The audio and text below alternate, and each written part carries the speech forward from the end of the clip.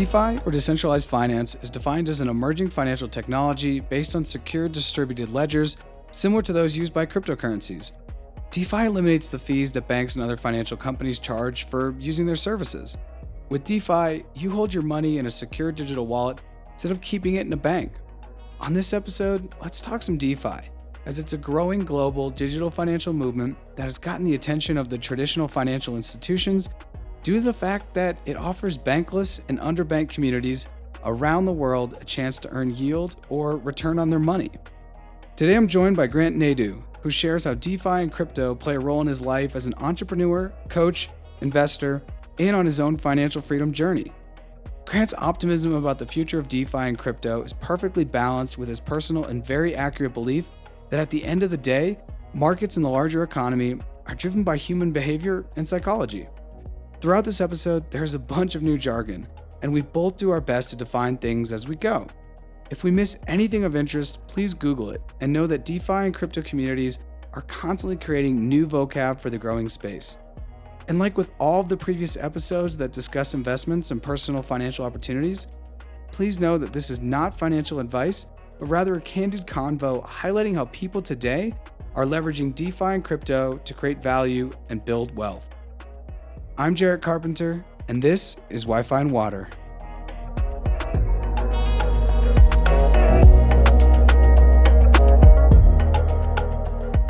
Grant, welcome to Wi-Fi and Water. How you doing? Dude, I'm great. Thanks for having me, man. I'm pumped. Thank you for coming on. So, where are you? Tell me about where you're tuning in from, where you're calling in from. Central Florida, believe it or not. And I don't recall if we spoke about this, but I just had a total shock this week. We're in a small town between Tampa and Orlando that historically has been like backwaters Florida, right? And I grew up Floridian. I love Florida, but they're not really progressive in a lot of the tech. I just found it in my co-working space. I got invited. Did I say this? I got invited to a panel to talk about crypto. And there's an ex-NASA engineer who's now in our local crypto space or co-working space. So there's like a whole crew. There's a dude who works for BlockFi. Wow, that's a big deal. Big deal on their NFT side, like right out of here. I was like, what? I was like, where have I been locked in my room? So Central Florida, Lakeland is where we're hailing from, but I'm getting the shock of a lifetime that crypto is getting into everywhere. You know what? You just set it up. You threw it off the glass, and I'm going to slam it down because you just set up my whole thing. You're on today to talk about crypto. Hopefully we focus a little on DeFi and probably touch upon financial freedom. And it is totally everywhere. I watch a lot of professional soccer. And if you know what to look for in crypto, you see it everywhere because you start to see crypto.com billboards, which is a little bit more kind of obvious as to what it is, crypto.com. Yeah. But I was watching the Premier League and it wasn't BlockFi. Maybe it was Swan, Swan Bitcoin. You can pick up Bitcoin. Sure. It's a really easy way. There was something like that. One of the teams is now sponsored by stake.com, not STEAK, but STAKE. Yeah. One of them also has a Doge as sponsorship. So if you see the D with the dog, if you don't know what it is, you're like, oh, it must be puppy chow. But for those of us around crypto, you're like, yeah, that is the most probably famous meme of crypto if we had to break it down. I had a friend send me a text. So we have, those who don't know, we put together a few small invite-only LLCs to co-invest into different DAOs and just run basically different crypto investor experiences. And so one of my bros out of one of these sent me a text and is like, dude, is this one? And it was like at a golf, it was literally at a one of the outdoor multi-storied top golf things. And it was over someone's shoulder, and there was a banner at I think it was like a Top Golf, and it was a sign for Tezos. And I hold Tezos too, but not many people, noobs and rubes don't really know what Tezos is, even though it's still a top crypto for me. But yes, you're right. It's everywhere. It's going everywhere. And I haven't heard of the Doge sponsorships. I like that, man. The Doge sponsorships are cool. And if we could do a screen share, I'd show you, but I'll send you after. I'll send you a picture because I remember it was the beginning of the season, and just like any sports season for any professional sports, men or women, every season you have new jerseys. And especially with European soccer, I guess maybe this doesn't happen so much with US sports, the way the sponsor structure is and the whole structure is kind of done with money. But every single season with European soccer or soccer anywhere in the world, there is a new jersey set. And oftentimes there's a new sponsor because the sponsorship's only signed on for a year. And I remember seeing it and I was like, I thought it was a joke. And I like focused in when there was like a stoppage in play and I was like, oh my God. So I Is like this Ted Lasso? it. What's going on? Yeah, it was in the vein of Ted Lasso. Like, is this reality? Is this what like the metaverse is where everyone's sponsored by Doge? So I was kind of interested by that, but you're totally right. I remember years ago, we were talking about cars and we were talking about this one Volvo that was kind of cool, but it's like, if you start looking for Volvos, they're maybe everywhere. And it's the same thing with crypto. Yeah. And so with that, how did you get into crypto? Where did it start? And how does that kind of play a role in your overall coaching trajectory? How I got in, I'm a technophile, I own a web, for those who don't know, we also own a website company. And so we have several companies, but the one that kind of still takes up my most amount of time is the tech company. And part of tech for me is I'm a coach, I'm a trainer. I believe in inherent good in people. I believe if you believe in the future, right, you have to believe in good. And if you believe in the future, believe in the good, you pay attention to tech. That just made sense to me logically. And I honestly don't even know where the first stirrings of Bitcoin came to me. But I'd started watching what's going on with this thing, these cryptos, like 2012, 2013. I didn't buy in. I remember I bought in at $800. My first real purchase, I had tinkered around, was $800 Bitcoin. And then shortly thereafter, Ethereum was, I want to say 50, something like that, 50 or 75. And so just out of curious, and why I did that is the decentralized, I was really into the crypto cyberpunk sort of idea of coming out of the 2008 real estate crisis where the bankers had let us down and the man had let us down, like power to the people. And it was very much a part of my vein. I would say I'm tempered on those fronts, but not tempered on the spirit of what this technology can actually do. And I shared with you, I think when we talked previously, I had worked in Haiti and for years, just on the back of a moped, giving out rice and thinking there's got to be better currency solutions, better banking solutions.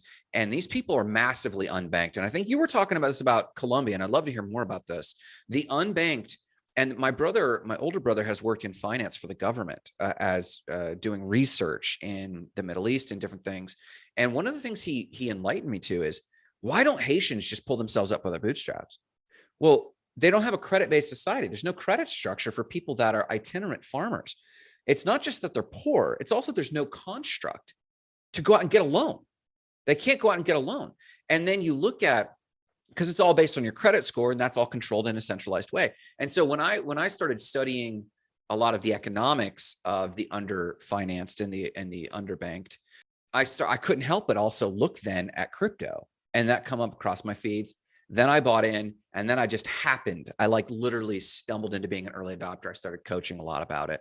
And then a buddy of mine who was very wealthy here in real estate just came up to me and said, "Hey man, I don't want to miss the ride. Let's come up with a course." So in 2015, we started creating the Smart Crypto Coach, and we kind of pinnacled at the Miami Bitcoin conference in 2017. And I saw the writing on the wall. These kids had made money legitimately, but it seemed like they had blown it all that weekend on Lambos and girls. Bro, I'm not kidding. And we were nurturing an Instagram influencer. You can look him up, Millionaire Mentor. And we wooed this guy and took him to the sushi place and really tried to get this guy to be our influencer for the Smart Crypto Coach.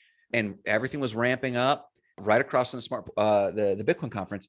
And that week, Google and Facebook announced they were banning all crypto ads, all crypto advertising, and all of our efforts stopped. My investments kind of kept going and rode that up and down wave. But that's when families, and I'm sure you've had this too, that's when families were calling and saying, "Say, I told you so, this thing's dead." And so that's kind of my background on the macro journey of, we've been in since 800, all my other investments, which I've lost a lot on. But I know now my philosophy on the investment side, but then also on the tech side, I'm just still very optimistic it's coming. So what was your follow-up question? That was the following up was, how do you get into crypto? And then also, how does it play a role in your coaching trajectory? And how does that, and the reason why I asked that is because I think when people think traditionally of a financial planner, to a financial advisor, to a financial mentor. This doesn't even have to be someone you pay for.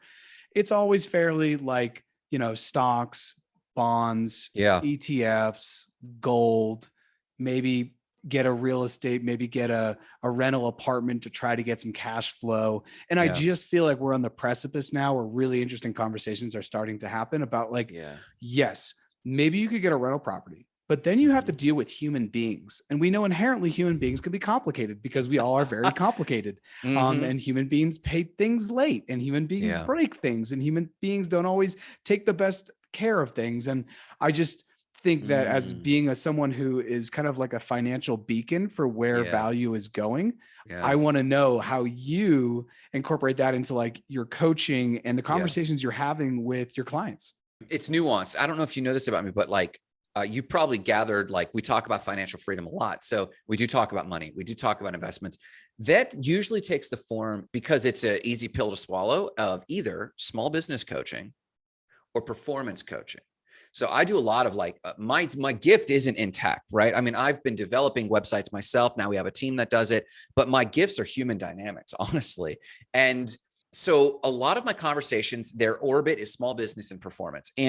But as it comes to crypto, immediately how this happens is, as the idea of crypto enters the mainstream and someone's like, I heard about this Dogecoin, like, what do I do about that? And every time you encounter someone who's already has a pre-made bias, whether it's performance coaching or small business coaching, technically it's the same coaching. You watch them reveal their hand of how they think about things and think about the world, and how they basically create reasons not to move forward on something.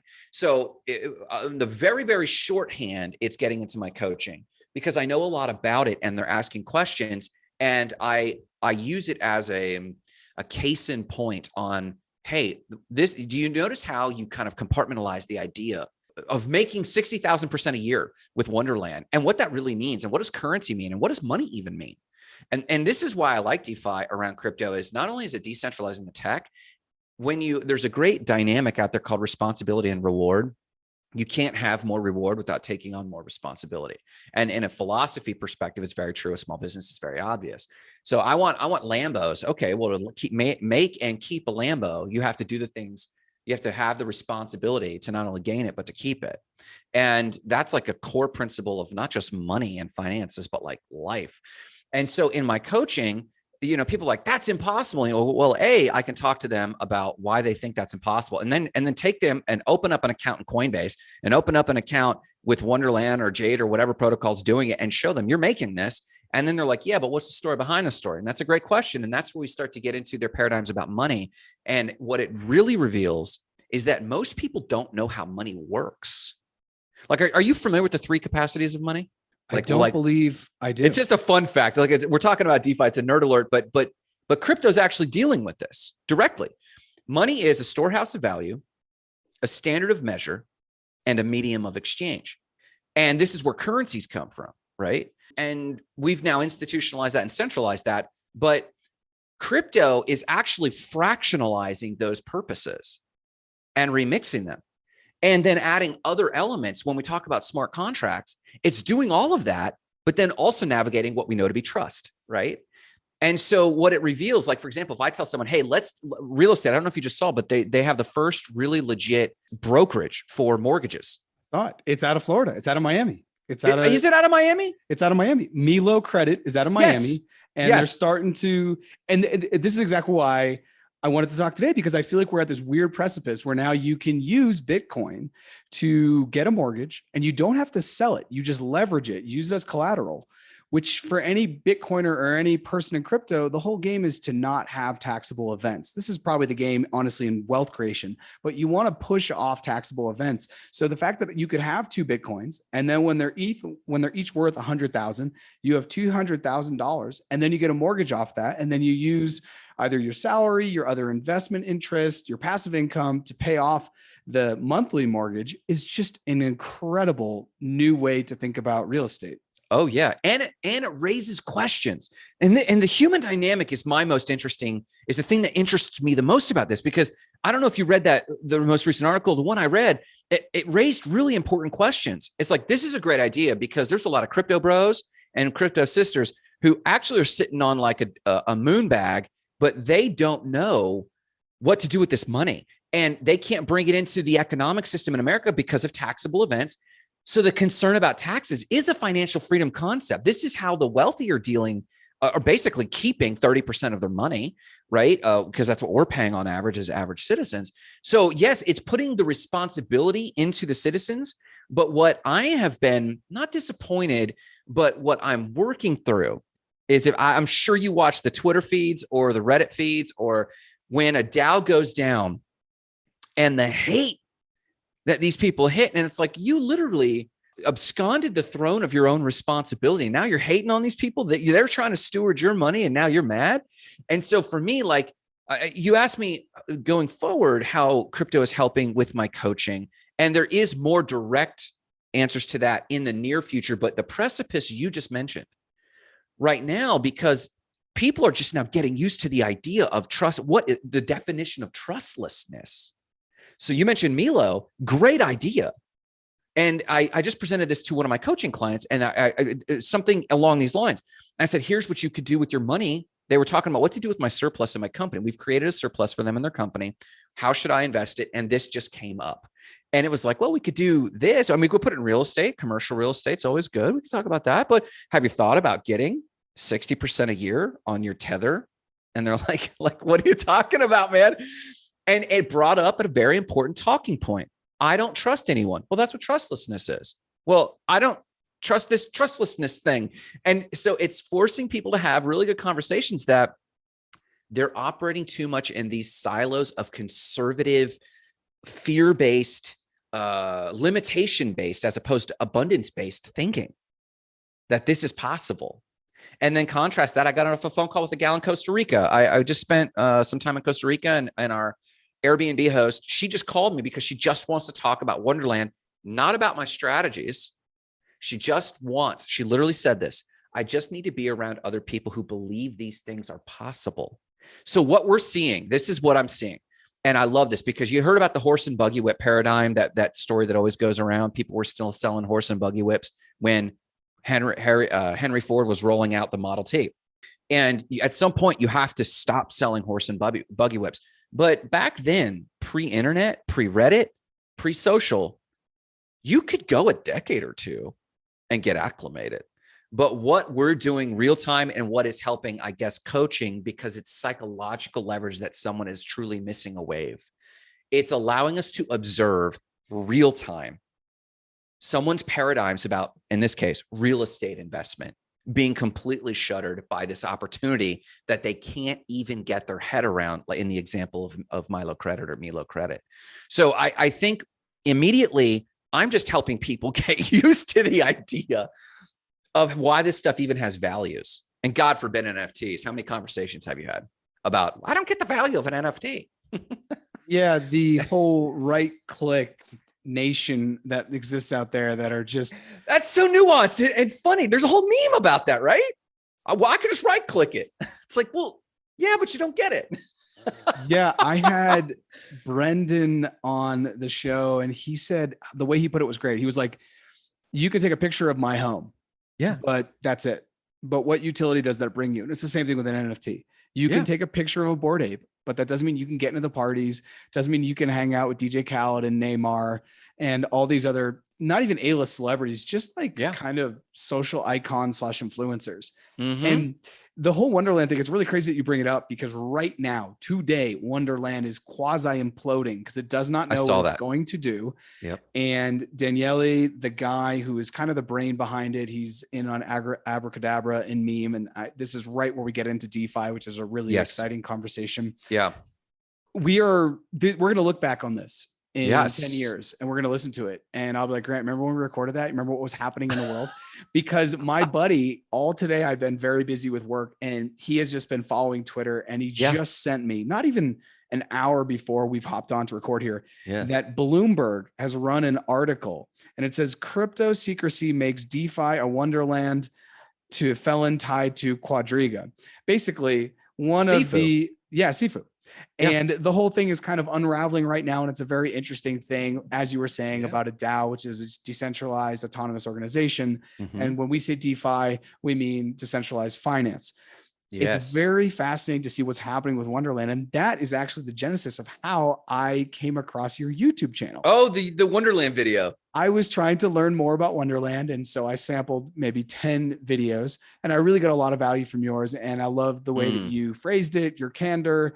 And it just seemed like, you had your finger on it and you were kind of telling it to me straight. And not all YouTube or not all people who share stuff on the internet can kind of do it in a very direct way. So that's actually how I've reached out to you. But Wonderland, DeFi, the fact you can get 60% back on your USDT, which is a stable coin, which means it is backed 1-to-1, or should be in theory backed 1-to-1 to the US dollar.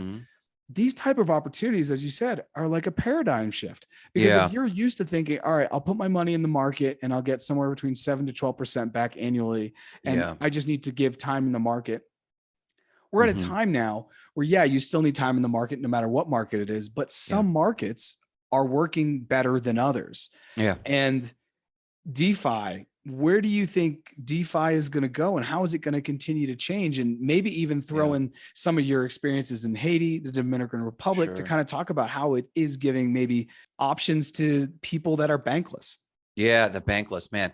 So everyone you raise so much good. Like, I see a spider web, I'm like, I want to talk about that and that. And we got to talk about Wonderland in another bucket, because I have a strong opinion there and it's positive. And I'll tell you why, but that's another thing. But I do respect this question of DeFi. It's interesting. I have like a yin and yang about this big time. I am pulled in very dynamic directions about DeFi. As with everything, if you haven't gotten this already, I'm big on none of this matters if we're not taking into account human dynamics. I don't know, not many people know this, but economics, part of the root of the etymology of the word economics comes from the Greek, koinonomia. It means the household steward. So you're just stewarding over this. So in principle, it's a social science. And that's why I love it. And this is why I love the topic of financial freedom, because it forces people to face themselves. It's the ultimate psychological tool to work with people, honestly. So as it comes to DeFi, there is a juncture where actually I believe DeFi will largely look exactly like traditional banking with more dynamic function. Why is that? Because if you watch even the DAOs and how the DAOs have evolved, the chaos and the hate and the trolls that ensue, if you actually listen to the intent of the commenters and what they love and what they don't love about when a leader of a DAO makes a move or when a vote comes up for that DAO, what you find is that they're actually voting on traditional banking models. That's not just because it's archaic. I believe that there are certain normal ways that we'll organize as humans. And though the skin, the veneer, the transaction, the portability, like on our mobile phones with crypto, the portability in some of those convenience technologies will change. And even some of the opportunities will dramatically change, but how they function will resemble models of old, not just because we're comfortable with it, but because I believe it's representative of natural human cravings. So like when I think that, and then I look and extrapolate to the future of DeFi, to the average person, these big returns, I think for the most part, these are just the big returns of being on the front end of any market. The $60,000 promise of Wonderland, or the $300,000 or $1 billion promise of Jade Protocol, which is completely imploded, right? Those promises, we actually got those returns for about 3 months. And if you pulled your money out, you got that return. It wasn't a lie. It was short-lived. But if we go back to the 49ers, right? Like the 49ers, I'm sure you know this. Everyone in the gold rush of the 49ers in 1849, do you know who the largest millionaires were? Have you heard this anecdote? Yeah, wasn't it the ones that were making the axes and the picks and shovels? axes? Yeah. They were just providing the tools. That's right. And so DeFi does that for the picks and axes, but because of the nature of decentralization, those going for the gold rush are also creating the picks and axes. So there is real vast wealth, but it's going to be shorter lived because it's it's just like a chemical equation. It's an energetic exchange. The more return that happens, the quicker it's going to level off. And so in terms of DeFi, I think we'll see wrapped cryptos. and the lending of wrap cryptos. I think we're going to level set higher interest rates than we've tolerated traditional banks to give us. But I don't think it's going to be in the realms of the 60,000, 300,000. It'll be more in the realms of Anchor Protocol. And I don't know if you're paying attention to Anchor Protocol, but Anchor Protocol, you're familiar with Anchor? I'm familiar with Anchor. I'm just not paying attention. Yeah. So their main, for those who don't know, their main premise has been, can we offer a 19% on basically a 20% guaranteed return, and with a stable, we're not over promising. We're going to create a very stable USDT. They are UST. They own Terra, US stablecoin dollar, pegged 1-for-1. And it's dependent on there being almost a 1-for-1 deposits to people borrowing.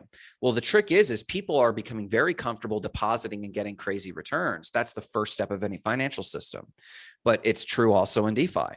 But what is unique about this is people are very hesitant to pull out a DeFi loan proportionate to the population depositing. So they've been paying out of their treasury like $2 million a day, and they're about to have to pull back their interest rate. So they try to do something normal, but with more interest rate, and they're having to reduce from 19% down to 15%. It'll go down to 10. It'll go down to 5. And then it'll be in normal banking rates, because this is a human system. First, I think for people trying to do normal things. However, that's like the conservative side of me saying that's going to be a strong future. But the major difference is this: for those who have the bandwidth or the energy, we will be the picks and X people.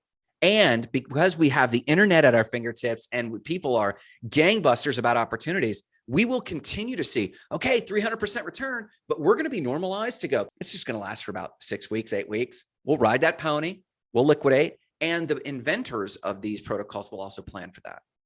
So I think that there will continue to be opportunities. Like, have you seen DeFi Kingdoms? Have you looked at that? I have not looked at DeFi Kingdoms, but please tell me more. So DeFi Kingdoms I've also been looking at gaming, because I think that for NFTs, the next place for NFTs for people to understand the value of an NFT, I think they need to quit looking anywhere like Bored Apes or some BS like this. They need to look at gaming and betting, and they'll get their head around NFTs very quickly if they can see how these function. So I've been paying attention to gaming. DeFi Kingdoms, for those who don't know, it makes up 75% of all decentralized gaming. And so like all the hours spent in Gala and all these other like gaming or Atari, and that doesn't include Sandbox, because Sandbox is technically not a game yet. It has games, but that's another thing. But I went into DeFi Kingdoms. It's an 8-bit game, looks like, Link from the 90s. And I'm playing it, and there's all these dynamics of a game. You can do side quests, there's all kinds of fun stuff. And then you can earn jewel coins, but you can earn 300% real dollars a year, APY, in their internal gaming function. And I think this will have more longevity than the Anchor protocol or the DAO protocols, because this is a money game. And I don't how does money work? Money only works if it's flowing, right? It's called velocity of money. And the higher the velocity of the money, the more utility that society or community can make out of it, for lack of more time. So in a game like DeFi Kingdoms, they've actually, within a single game, they've had the gaming, and they're serving plenty of people who are just there for the gaming and the loot. And then there's people like me, because it's a decentralized game, that loot has to come from some liquidity pool. When was the last time? Let me ask you this. This is a fun fact. And this is why I love this, because it's educating like rubes. Do you know what a liquidity pool is?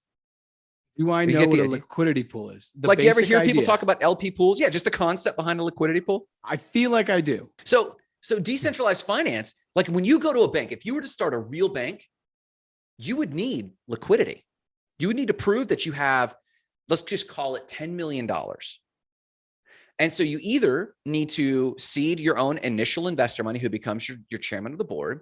And then you need to go farm out a bunch of deposits. We'll pay you a whopping 1% this year for your deposits. And then you go lend it out in a mortgage. And you can lend out based on the federal funds rate. You can lend out 9 or 10 times as much as you borrow. And so someone comes along and says, I want to buy a house. And you say, okay, here's 200 grand to buy that house. It's dependent. All the math is dependent on the liquidity pool. So when someone goes to Trader Joe or someone goes to Sushi Swap, they just see the returns. They have no idea of the function of this. And so this liquidity pool, you put your money in liquidity and now you can justify outflow of cash and lend. So like the other future of DeFi is that there will be classes of investors now who will just decide that their risk tolerance can now include liquidity banking. And so people will be like, I'm buying and trading Bitcoin. And they'll be like, I've been buying and accumulating Bitcoin and Ethereum, but I just drop it in my liquidity pool and I pull 20% a year. And I'm fine with that. And so it's adding these secondary and tertiary investor levels because it's basically taken that away from banks and given that to people. So the opportunities are crazy, but in DeFi Kingdom, they've already got this pre-built and users can go play this game and learn financial concepts because they can immediately be the banker. But they can see, like right now, if you put liquidity pool over in, like, I think Cardano just launched Sunday Swap and it was a rough launch and some of the liquidity could go in and then they were lending out, but then the system got clogged because they didn't have enough liquidity. But we don't know what that means really. Who does that affect? When you play a video game and the bank suddenly hangs a sign that says you can't borrow anymore from the souvenir shop, and people are like, why not? Well, the bank doesn't have liquidity. It creates a microcosm by which people can see, hey, we're making real money, 300% APY. And these are young people, but they're also learning about very complex financial tools. So I think part of what will happen is these interest rates will go down and I believe look like normal banking, but the opportunities will be more diverse. And we'll see in the next 8 to 10 years, a group of gamers who are far more savvy about finances and financial markets than any previous generation. And so then you asked about like developing world people. I think it's a little bit of a different tangent because obviously we've been talking about gaming, but I think the portability and the lack of need of credit is the big answer. I think we were talking about a project that we were both sharing. And I'll recap for the audience, but then I want to hear from you on this. We were talking about how I had a friend from India who there was a law during the pandemic or something happened where Modi basically closed the door on external funding of orphanages. And it might have been couched in like blocking out churches or something like this. But long story short, orphanages that have been depending on American support suddenly had no money. And so we ramped up an entire plan on how can we, and I think we landed on Stellar. We were looking at Cardano, Ripple, Cardano, Stellar, and some other XRP. Maybe it was XRP, maybe it was Ripple, and getting everybody wallets and then creating basically what amounts to bicycle exchange people and creating essentially two businesses, an Indian owned and operated bicycle exchange business who would accept crypto and then give cash out to them and create a microeconomy with that, which just needs to happen. And that's starting to happen. That happened in Nigeria. They were using cell phone minutes as currency. Did you see this? And that's happened in many other places. But now those are early adopters to like using Satoshis, and micro units of Bitcoin as currency. And you're finding that these people that have gone from bankless to being early adopters, like like massively early adopters. And you're seeing people from Sri Lanka be in a Reddit conversation and they're like, hey, I've got like $10,000 and I don't even know what to do. And you're like, oh my God, this person went from, and they're still living in a dirt shanty and the infrastructure isn't even there for them yet to take these winnings, these earnings and do anything with it. So I think you're leveling the playing field, but that kind of teeing you up, how are you seeing crypto, or what is your hope for crypto in what you're seeing in Colombia? I'm super curious. Well, my hope for crypto in Colombia, and I shared this with you the other day, but if people are listening and they don't know this context, I was born in Colombia and then adopted. And so I was raised in the States and I'm currently in Bogota now, which is the city I was born in. And Colombia over the past year has seen its peso devalue by, and I forget, but it's either 15 or 17%. Both those numbers are in my head fairly fresh. And in the last year, it had actually devalued. It was the most devalued currency in the world, even compared to the Turkish lira and the Argentine peso, which have also fallen through the floor. They just happened to fall through the floor more in 2020 with the pandemic and supply chain issues. But 2021, the Colombian peso was the most devalued currency on the planet. And so for me, it's kind of like when I'm talking to Colombians here now, I'm like saying, okay, you need to, because many Latinos, when I say Latinos, I'm basically saying Mexico on down, including the Caribbean and Latin America. Yep. The idea is like, how do we get as many dollars as we can possibly get? This has been historically the idea. And there's even the famous comment about Mexico that is like, Mexico so close to the United States, but so far from God. And it's to say like, you're so close to these opportunities, but you're so far from actual hope. And so that's kind of been the narrative. And unfortunately, if you are a historian at all, you know that the United States has taken advantage of every single corner of Latin America. Yes. We have taken advantage of their elections. We have taken advantage of their natural resources. And even today, with a lot of the trade that goes on, we still are taking advantage of the situation. So as all that has kind of happened, many Latin American countries are just trying to figure out how to stay alive. And for many people, from micro being the individual all the way up to the macro being the government, it's like, well, El Salvador and Ecuador are good examples. Their currencies went to shit, pardon my Spanish. And so they were like, all right, we'll just dollarize, because that's going to make it easier for us to trade with the United States, which is our northern ally and this huge power that we have. And more recently, for those of you that know, or for those of you that don't know, El Salvador has said, okay, this is what we're going to do. We're going to bring Bitcoin in, make it another legal tender. So now we have the dollar and Bitcoin, and really give people overnight a chance. This is something that Nayib Bukele said, who was the El Salvadorian president. He's like, this gives people the chance to own something, to actually own an asset. And for, I would say, large swaths of the human population, if we agree that there's somewhere between 7.5 billion and growing on the planet, there is probably 5 billion of them that have probably more, that just don't actually own anything. And so it's really important that you have ownership. Ownership is the key to building wealth. And no matter what that looks like, whether it's owning a home, owning an NFT, I think ownership is at the back. It's kind of a backbone for me of building wealth, or at least it has been in the systems in which we live.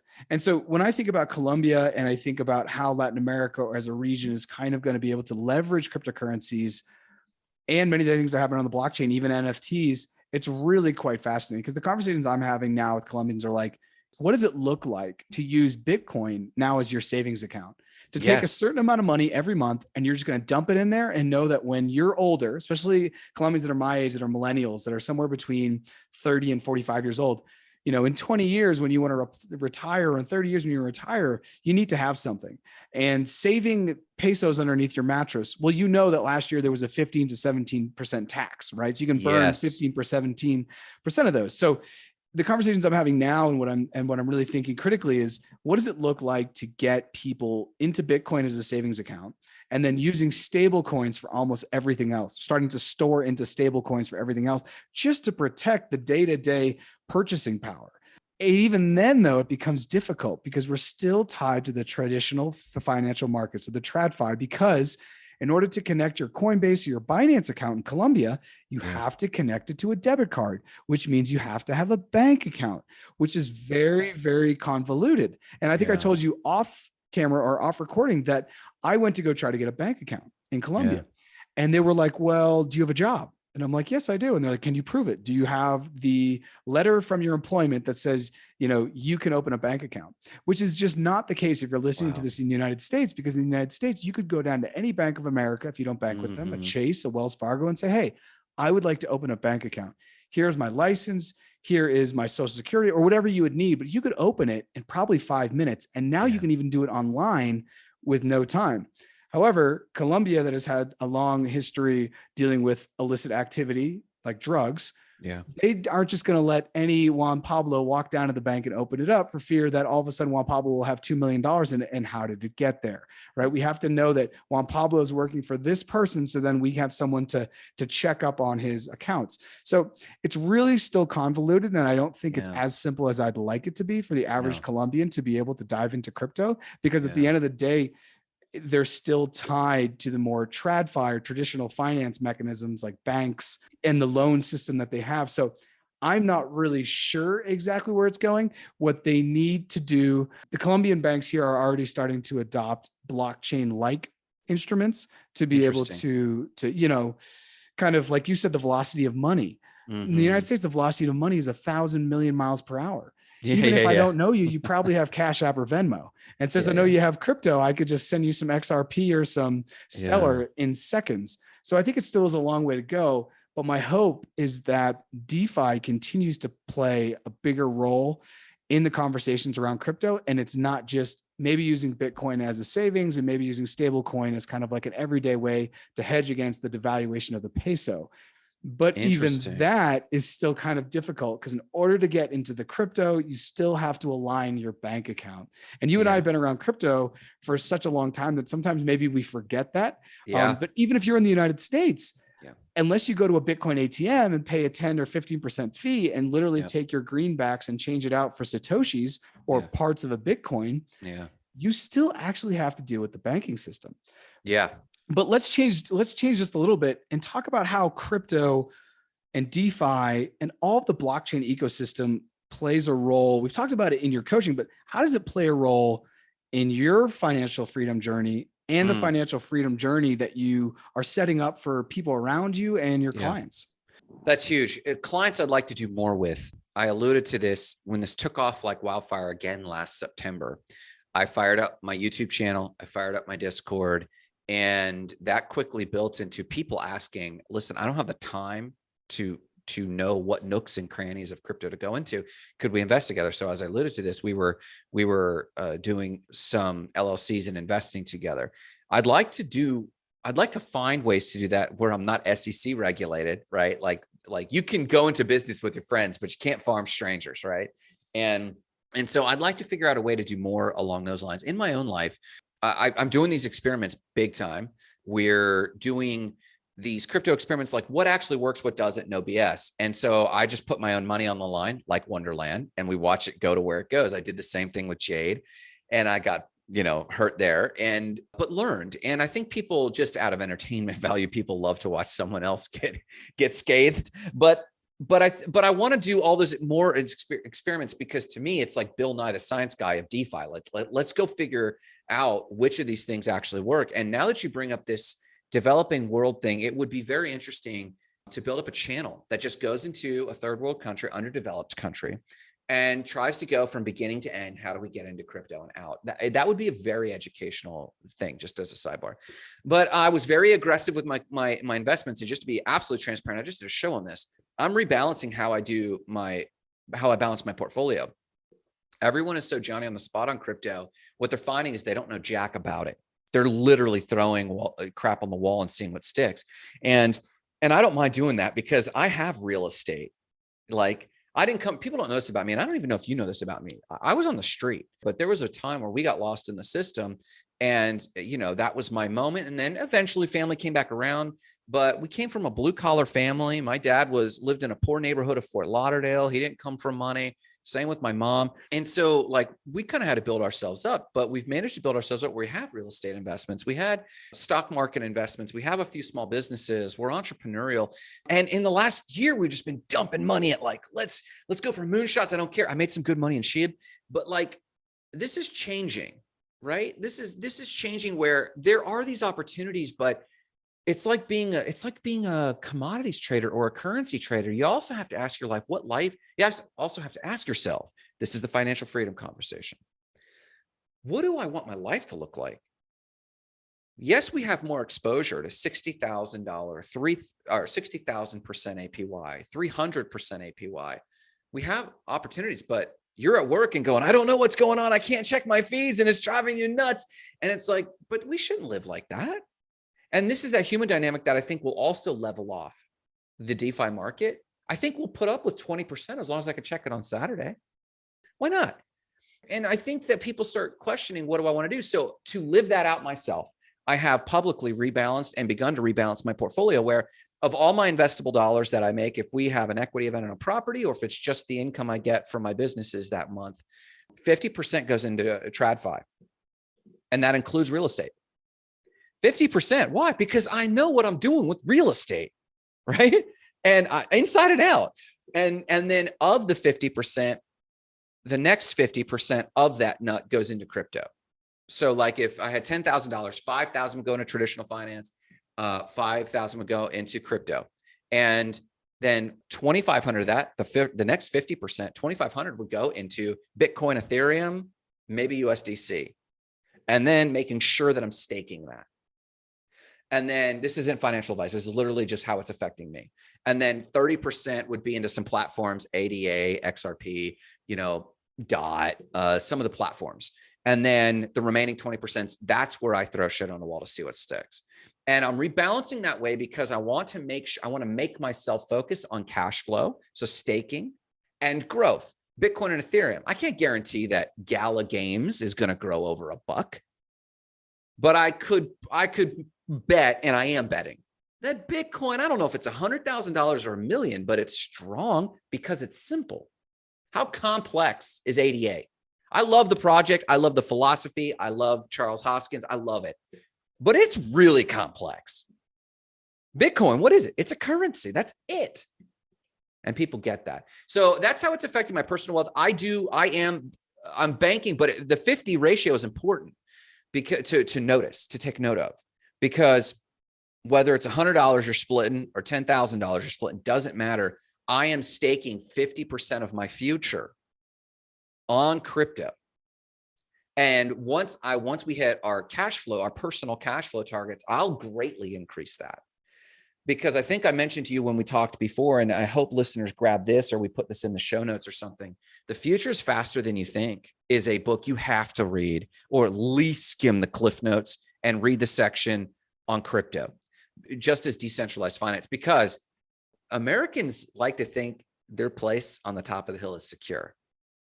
And for those who think that their place on top of the hill is not secure, their fear, crazily enough, is that they're going to put us in FEMA camps. They think that the controlling elite is going to throw things off. That's not how the average Americans are going to get thrown off the king's seat or the top of the hill. It'll be that Sri Lankan who keeps stacking the deck. It'll be that Colombian that figures out how to legally, without getting into trouble, can figure out the most sublime way to get their money into crypto. And that next generation, I'm not even thinking about my generation, bro. Like that next generation who you say, hey, by the way, I'm going to send you a wallet address. What's that all about, uncle? It was that crypto I bought. You remember back in the old days when crypto was only 30K? What? It was ever 30K? Yeah, but I don't think that's this year. Like Sarah Woods or whoever, some of these investors, like it's going to be Kathy Woods from ARK Invest. Yeah, they're like, this is going to happen in this year and this year. Quit making those predictions, bro. Like it's possible, but not probable, right? Like I'm a possibility thinker. Let's do this. Let's go. But it's not probable. So that's kind of how it's affecting my initial finances. And now that all that is stabilized, that's all systematized, my investment strategy is done. My next step is now I'm investing, because the real money is to provide the opportunity, the picks and axes. So we'll call 50-50. One part is trad and the other part is new. The traditional versus new, or sure, however you want to say it. At what point is there a point where you would say, I either need to go 75% traditional investments or I need to go 75% crypto? Is there a point where that would happen? Because it seems like you're in a moment right now of reflection, being patient. That's good. Looking at the market for what it is. And I love what you said about Bitcoin, because one of the things I've always said is the longer your job title, the less responsibility you have, because CEO is 3 letters, right? Yeah. If you're a doctor, that's 6 letters and everyone on the planet knows what that means. But when I see people on LinkedIn and it's like manager of global financial payments and partnerships, diversified portfolio, I'm like, bro, you don't do anything. And that to me is ADA. And that's why I don't own any ADA, because Hodgkinson made that thing way too, it was way too difficult for me to understand. Sure. And I think that is a key tenet in investment, which is only invest in what you understand. 100%. And so you're like, dude, I get real estate. So that's where I am. That's my traditional, and stocks, or, whatever the traditional is. But what's the moment where you either swing 25% to either side, either go, I'm going to go 75% crypt, or I'm going to go 25% trad? That's great. So there's internal factors and external factors to this. And I could summarize it by There's traders, there's investors, and then in between are what I call, or what is often referred to as momentum traders, right? I generally fall into the realm of momentum trading. So let's just, to answer your question, let me parallel it with real estate. We don't try, my wife and I do not try to pick the top or the bottom of the real estate market. We think that's foolishness. We don't try to pick the top or the bottom of any market. We live by principle. And this is why like Ray Dalio's book, Principles, is huge for people, because they have an emotionless rubric for how they do things. And we try to go there. Are we giving into hype? This is why I love money. You're always checking yourself. Am I giving into hype? Am I doing the contrarian thing? And that's another tenet, is I'm often a contrarian. So I remember I was working for this multi-million-dollar real estate realtor developer back in Vero Beach in 2004, 2005, 2006. And I was just being mentored on real estate investment, and he busted in the door, and he still had his golf clothes on. He threw his golf bags down, kicked off his cleats, and said, "We got to go to work." I was like, "What?" He's like, "We need to get out of real estate." And I was like, what is he talking about? Like, the real estate market's hot. He's at the top of the heap. And, but I knew this guy was kind of ferocious, so I would never really talk up. But I said, "Okay, why?" And he said, "I was just at the golf course, and my golf caddy said, I'm going to become a realtor." He said, when the golf caddy thinks that they too, with zero knowledge, could just up and make money in real estate, it's time to get out. He's a contrarian. Buy low, sell high. Be confident when others are fearful. Be fearful when others are confident. And I live by this. And so, as a case in point, my wife and I have a small fund relative to us set aside, and we know that traditional markets tank every now it's like every 7 or 8 years. It used to be every 5 to 7 years, but we prop these things up artificially so that time is extending a little bit. And so let's just call it every 5 to 7 years, traditional markets take a dump, and then more money is made in the subsequent years, 5 to 7 years, than all years combined previous. That's just like how it has been. And as long as we've been tracking it, that's how it's been. And that's not even a modern convention. The rates are modern, but like, that's just how it goes. And if you look at human dynamics, humanity is like that too. So this is almost as immutable as gravity. So we've had this account, and when we saw pandemic version 1 in 2020 take a complete dump, summer of 2020, we were sitting at coffee and we're like, "Hey, is it time for us to move back to the islands? Peace, we're out of here."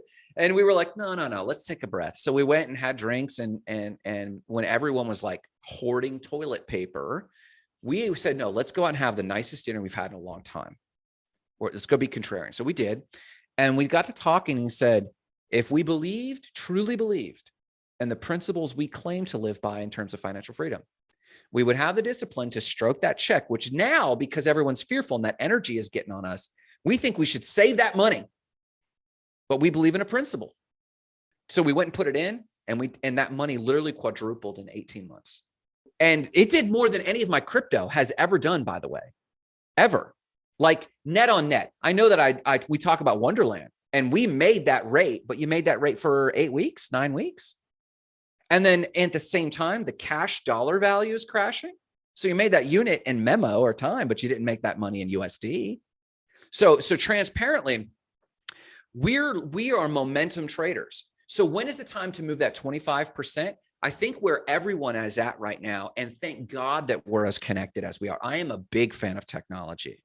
And I love how the social media, and despite all their flaws, I love what humans are doing. And to that point, we are becoming market cyborgs. And by that, I mean our bullshit meter, because we're exposed to so much news cycles and so much reports, and check this new SHIB. Now it's Elon SHIB. And we see these pump and dumps, and we see them at such a rapid clip because we're so connected. Our bullshit meter gets dialed in more quickly. And we can pick the markets, not picking the top, not picking the bottom, but picking the momentum. And so what we're looking for, when is the moment I'm watching, but I won't treat it different. Like, when is the moment I'll treat each market differently? Should I put more money in my real estate or out? Well, what's going on? Where's it at? What are people saying? How are rates? And honestly, are we buying low and selling high?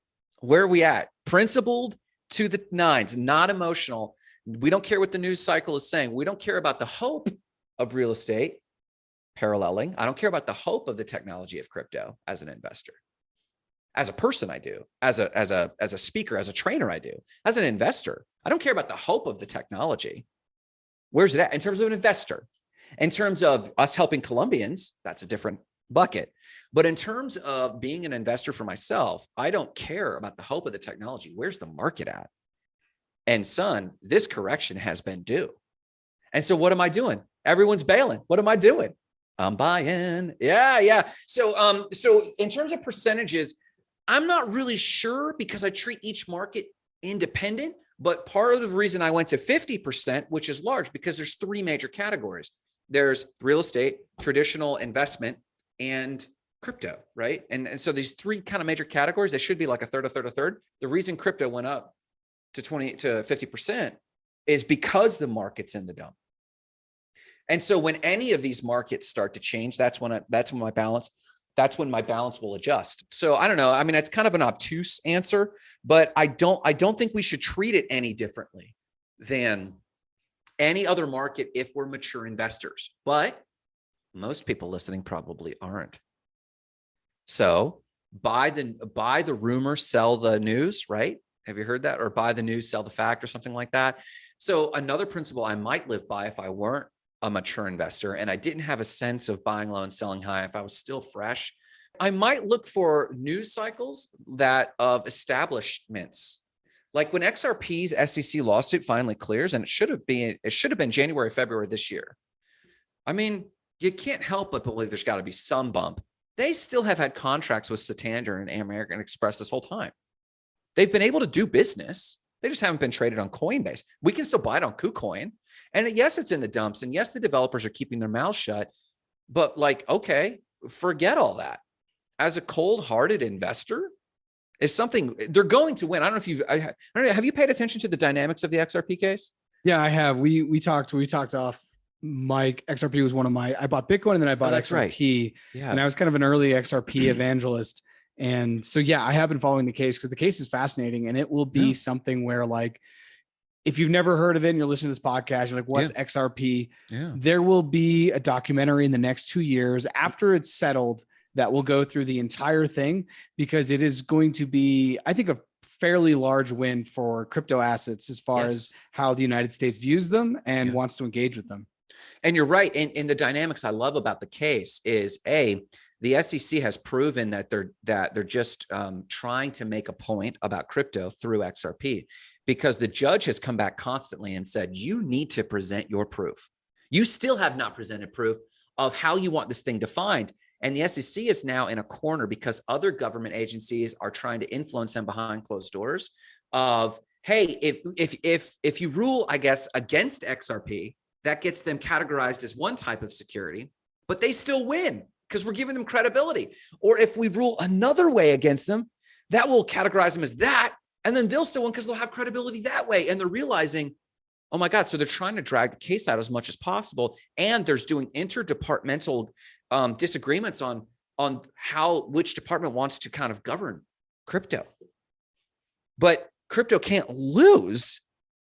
They just have to rule and we win. And so when it comes to that, like if you just thought about an asset that's been locked up, that still has liquidity, that's still like one of the top 7 largest market caps of all cryptos, has legit contracts with global international corporations that have still been servicing. They just haven't been marketing. They got a bad rap right now. They're keeping a low profile. But bro, you have to expect a bump of some kind. And so I would, if I were a Rube investor, I would actually be conservative, but I'd be watching for good news that would be leading the fact or good rumor that would be leading the fact. And I would just be moonbagging. As long as you could feed yourself and feed your family, I would just be building a moonbag myself. Yeah. I don't know if that answers your question. No, it does. It's perfect. Can you explain though what a moonbag is in 10,000 words or less? In 1,000 words or less. A moonbag is when you put money into a basket of cryptos that you think will go to the moon, baby.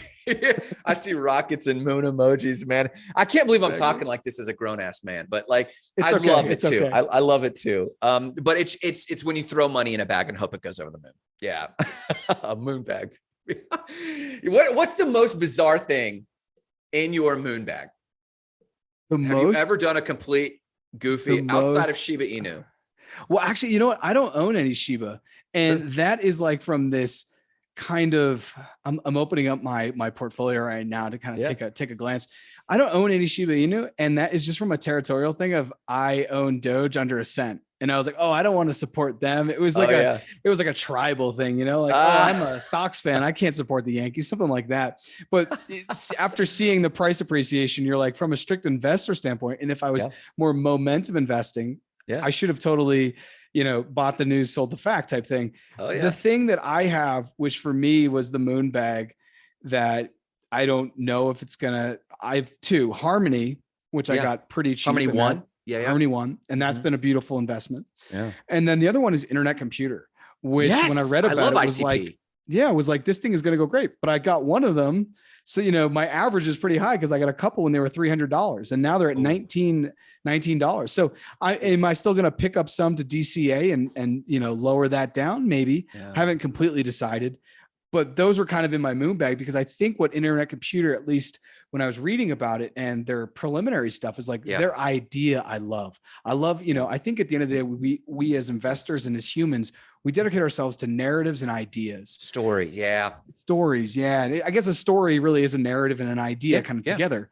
And we buy stories. And that to me is what kind of led me into ICP, nothing else. Not that it's also the acronym for Insane Clown Posse, which I always find to be an extreme irony. You're not a 90s kid, are you? What is going on? For all the juggalos. No, but I grew up in and around the ICP. So that's funny. I think that's it. But as we kind of come to an end, can you go ahead? And I know that you have a couple places where people can find you on the internet. Sure. You got a nice web presence. So I'm excited for people to follow up and learn more about what you're doing. Can you share where people should get in touch with you and where they can find more about what you're doing if they want to learn more, maybe get some coaching, talk crypto, talk financial freedom, et cetera? Yeah, no, I appreciate that. Yeah, you can always Google me. My name's kind of difficult. So I have our website, State of the Spark.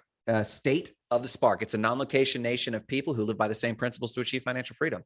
Stateofthespark.com. That typically has most of my web presence. I do a semi-regular show on YouTube, and that's the most fun I have. But we do have some Discords, and we do have all that sort of stuff. But that's kind of the hub. And that's evolving. We're actually in some iterations now, but just start at State of the Spark, or if my name does come up, Grant Nieddu, Nieddu, it's a goofy name, but find me anywhere. And I connect with everyone I can. I try to answer every request and every comment. So I'd love talking about this stuff. So yeah, find me there, man. I appreciate that. Grant, thank you for hopping on. Dude. And I'm sure our paths will meet again, whether I'm in Florida. Man. Yeah, I'm going to join the Discord. That's for sure. I like joining Discords, and you know, every Discord you join is like literally opening up the world to a whole different world thing. Yeah, because then somebody hops in your Discord and it's, you know, it's like the news, being at different lunch tables and hearing different conversations. So that's a good term, lunch tables. I like that. Yeah, you're welcome there, man. Absolutely. And I'm trying to turn that, just like with my investments, I'm trying to turn that so it's not myopic on crypto, so that it's focused on financial freedom, but we're going to be heavy on crypto because it's time to be, right? I appreciate you, man. Thanks for having me on. Thanks so much.